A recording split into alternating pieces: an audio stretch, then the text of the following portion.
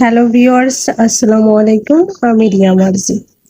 এই তো শুক্রবার মানেই হচ্ছে রান্না বান্না, বাসার কাজ, এগুলো নিয়ে ব্যস্ত থাকা।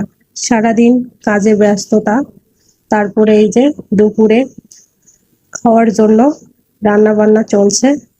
এখানে আমি এই যে চিংড়ি মাছ দিয়ে লাল শাক ভাজি করব, আর এই পাশে হচ্ছে মুরগির মাংস রান্না চলছে। তো এই যে চিংড়ি মাছটা ভালো করে ভেজে নিলাম মরিচ পেঁয়াজ কুচি আর হচ্ছে রসুন কুচি দিয়ে। তারপরে এই যে লাল শাকটা দিয়ে দিয়েছি।